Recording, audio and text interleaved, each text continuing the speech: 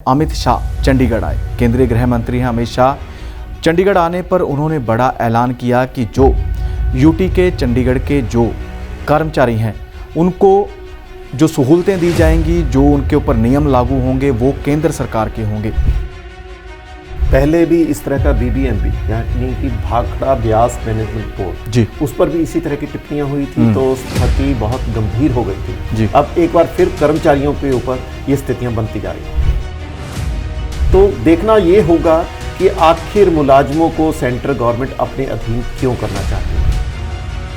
और इस पर सुखपाल खैरा जो कांग्रेस पार्टी के विधायक हैं उन्होंने भी कहा है कि ये स्थितियां ठीक नहीं है, केंद्र को इस तरह से काम नहीं करना चाहिए। इसके अलावा अन्य दल, चाहे वो आम आदमी पार्टी हो या फिर अकाली दल, दोनों के सीनियर लीडर इसके ऊपर अपना अपना बयान जारी कर केंद्र सरकार की निंदा कर रहे हैं। पंजाब लोक कांग्रेस के प्रधान कैप्टन अमरिंदर सिंह ने कहा है कि अभी इस फैसले पर नज़र रखनी चाहिए, इस फैसले को लागू होना देखना चाहिए, उसके बाद ही कोई घोषणा करनी चाहिए। पूर्व मुख्यमंत्री हैं प्रकाश सिंह बादल। उन्होंने कहा है कि पंजाब से चंडीगढ़ को वापस लेना चाहती है, पंजाब से चंडीगढ़ को अपने अधीन करना चाहती है केंद्र सरकार। बिल्कुल शाही जी, साथ ही केंद्र सरकार की ओर से पंजाब को एक बड़ा झटका दिया गया है। वो यह है कि पंजाब में बिजली का संकट पैदा होता दिखाई दे रहा है।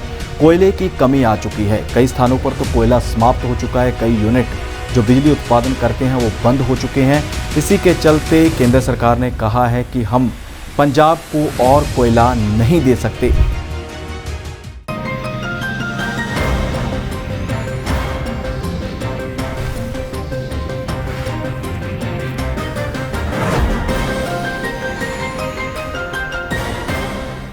नमस्कार, D5 चैनल हिंदी का खास कार्यक्रम खुलासा न्यूज़ का देख रहे सभी दर्शकों का मैं धर्मेंद्र संधू स्वागत करता हूं। इस कार्यक्रम में विभिन्न मुद्दों के ऊपर बातचीत की जाती है, खबरों के ऊपर चर्चा की जाती है। चर्चा का हिस्सा बनते हैं, हमारे साथ मौजूद रहते हैं प्रदीप शाही जी। शाही जी सीनियर पत्रकार हैं, हर खबर को पैनी दृष्टि से देखते हैं। शाही जी, आपका बहुत बहुत स्वागत है। धन्यवाद। शाही जी, पहली खबर लेते हैं। अमित शाह चंडीगढ़ आए। केंद्रीय गृह मंत्री हैं अमित शाह। चंडीगढ़ आने पर उन्होंने बड़ा ऐलान किया कि जो यूटी के चंडीगढ़ के जो कर्मचारी हैं उनको जो सहूलतें दी जाएंगी, जो उनके ऊपर नियम लागू होंगे वो केंद्र सरकार के होंगे। जिसके बाद पंजाब की सियासत पूरी तरह से गर्मा चुकी है। विभिन्न जो बड़े नेता हैं, दिग्गज नेता हैं, उनके भी प्रतिक्रम आने शुरू हो चुके हैं। जी, बिल्कुल सही कहा आपने। पहले भी इस तरह का बीबीएमबी यानी कि भाखड़ा ब्यास मैनेजमेंट बोर्ड जी, उस पर भी इसी तरह की टिप्पणियां हुई थी तो स्थिति बहुत गंभीर हो गई थी जी। अब एक बार फिर कर्मचारियों के ऊपर ये स्थितियां बनती जा रही हैं। तो देखना ये होगा कि आखिर मुलाजमों को सेंट्रल गवर्नमेंट अपने अधीन क्यों करना चाहती है जी। क्योंकि केंद्र शासित प्रदेश है, इसमें कोई शक नहीं है, परंतु यहाँ पर पंजाब और हरियाणा के भी बाशिंदे, यहाँ पर बहुत बड़ी संख्या में कर्मचारी तैनात हैं। तो स्थितियां काफ़ी विकट मानी जा रही हैं। और इस पर सुखपाल खैरा जो कांग्रेस पार्टी के विधायक हैं उन्होंने भी कहा है कि ये स्थितियां ठीक नहीं है, केंद्र को इस तरह से काम नहीं करना चाहिए।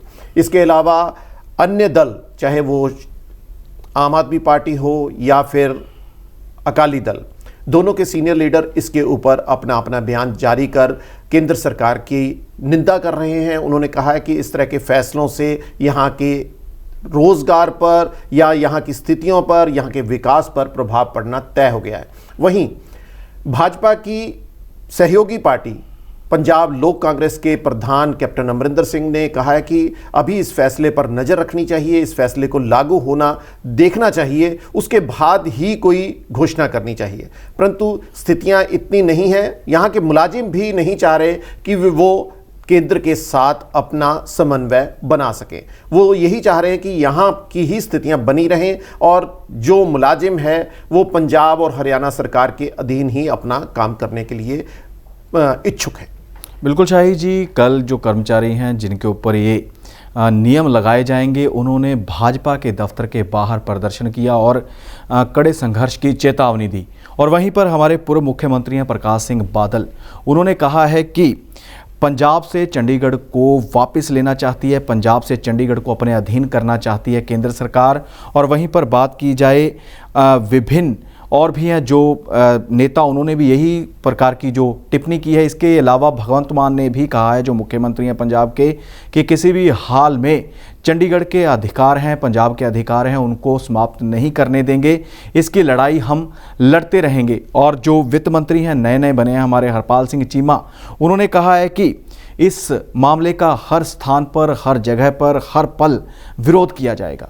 जी, विरोध की बात तो बिल्कुल सही है, क्योंकि होना भी चाहिए जिस तरह की स्थितियां यहाँ पर, क्योंकि हर बार जब भी पंजाब में कोई विपक्षी पार्टी आती है, जो केंद्र में शासित सत्तासीन जो दल होते हैं, उसके विरोध में हमेशा केंद्र की ओर से कुछ ना कुछ फैसले इस तरह से ले लिए जाते हैं कि यहाँ का विकास रुक जाता है। इसको रोकने के लिए काम नहीं करना चाहिए, परंतु दोनों सरकारों को मिलजुल कर काम करना चाहिए, ताकि यहाँ की जनता में सद्भाव बना रह सके।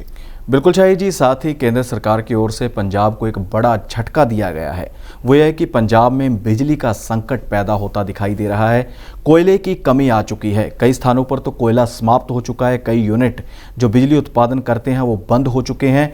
इसी के चलते केंद्र सरकार ने कहा है कि हम पंजाब को और कोयला नहीं दे सकते। यहाँ तक कि बीते दिन जो अखबारों में खबरें लगी थी, उनमें ये था कि हम कोयले की जो पूर्ति है वो नहीं कर सकते, इसलिए पंजाब विदेश से कोयला मंगवा ले। जी, बिल्कुल सही कहा। 74.6 MT की इस समय मांग चल रही है पंजाब में, और लगातार मांग में वृद्धि दर्ज होना स्वाभाविक है, क्योंकि तापमान जिस ढंग से बढ़ता जा रहा है। तो स्थितियां ये है कि यहाँ की पंजाब सरकार की ओर से छत्तीसगढ़ भी अपने कुछ इंजीनियर्स को भेजा गया है, ताकि वहां से कोयले का उत्पादन को स्थिति सही की जा सके। परंतु स्थितियां इतनी गंभीर हैं कि क्योंकि पंजाब सरकार यानी कि आम आदमी पार्टी की सरकार ने घोषणा की थी कि वह 300 यूनिट मुफ्त बिजली प्रदान करेगी, परंतु अब इस तरह की स्थितियां काफ़ी चिंताजनक स्थिति में पहुंच चुकी हैं कि आखिर आम आदमी पार्टी किस तरह से उपभोक्ताओं को मुफ्त बिजली का भी काम पूरा कर पाएगी,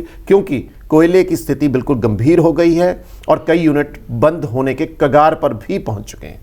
बिल्कुल शाह जी, साथ ही जो प्रीपेड मीटर हैं उनको लगाने की बात भी की जा रही है। केंद्र सरकार पंजाब सरकार को कह चुकी है कि अगर आपको बिजली विभाग में सुधार के लिए फंड चाहिए तो आप जल्द से जल्द प्रीपेड मीटर पंजाब में लगवा दें। तो ये भी बात चल रही है। ये बात संतोष साहब, इसमें रोकना चाहूँगा आपको कि इन्होंने 3 माह का ही समय निर्धारित किया है, यानी कि अप्रैल से लेकर मई और जून, यानी कि 30 जून तक अगर ना किया तो केंद्र सरकार की ओर से आवंटित फंड पर भी अंकुश लगा दिया जाएगा। और साथ ही बात करते हैं चंडीगढ़ की, तो चंडीगढ़ पुलिस अभी काफ़ी सतर्क होती हुई दिखाई दे रही है। कारण यह है कि जिस प्रकार से चंडीगढ़ की जब हद शुरू होती है तो लोग सीट बेल्ट बांध लेते हैं, साथ ही साथ अपने कागज़ चेक करते हैं कि कहीं हमें पुलिस घेर ना ले, हमारा नुकसान ना हो जाए, चालान ना हो जाए।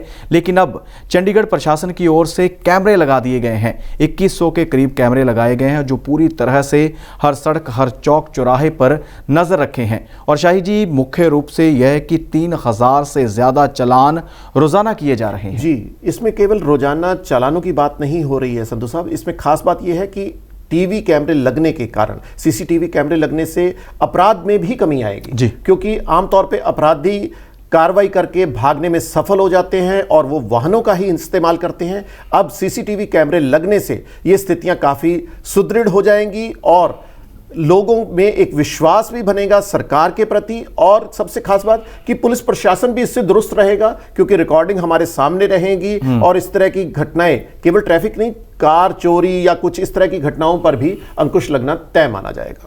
शाही जी, पंजाब ने बड़ी प्राप्ति की है, वो आपसे जानना चाहेंगे कि किस प्रकार से पंजाब ने अपना नाम चमका दिया है। जी, एक्सपोर्ट नीति में पंजाब ने बहुत बड़ी छलांग लगाई है, यानी कि बीते साल अगर बात की जाए तो ये 18वें नंबर पर था एक्सपोर्ट नीति में, परंतु अब वो 10 पायदान उछलकर 8वें स्थान पर पहुंच गया है। और पिछले साल का अगर निर्यात कहें तो 3752.48 करोड़ रुपए से अधिक रहा जी।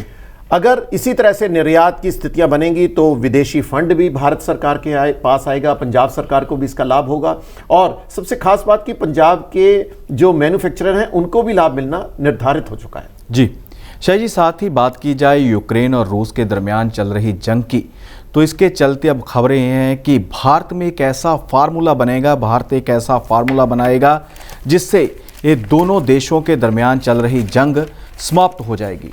जी, इसके लिए एक खास बात संधू साहब बिल्कुल दिखाई दे रही है। रूस और यूक्रेन के जो मध्य युद्ध चल रहा था वो लगभग 22 फरवरी से लगातार चल रहा है और एक महीना होने में अब कोई ज़्यादा समय शेष भी नहीं रह गया। अब इसमें खास बात ये सामने आ रही है कि इजरायली पीएम इसमें मध्यस्थता कर रहे हैं जी, और इजरायली पीएम की मध्यस्थता के बाद ये मध्यस्थता का केंद्र जो बिंदु बन रहा है वो भारत बन रहा है जी। यहां पर रूस के विदेश मंत्री पहुंच रहे हैं, पीएम इजराइल पहुंच रहे हैं और यूक्रेन के भी सीनियर अधिकारी यहां पर पहुंच रहे हैं ताकि इस युद्ध को समाप्त किया जा सके और आसानी से जो लोग वहां पर तबाह हो चुके हैं, बर्बाद हो गई है, इकॉनमी बिल्कुल ठप हो चुकी है, उसको भी बेहतर बनाने के लिए काम किया जाए और ताकि यहां की स्थितियां जो विश्व भर में एक चिंता की लहर है उसको भी तोड़ा जा सके। जी शाही जी, आप कार्यक्रम का हिस्सा बने, विभिन्न मुद्दों के ऊपर आपने प्रतिक्रिया दी, आपका बहुत बहुत धन्यवाद है। जी धन्यवाद। इसी प्रकार खुलासा न्यूज़ का कार्यक्रम में और खबरें लेकर फिर हाजिर होंगे। फिलहाल इजाज़त दीजिए, धन्यवाद।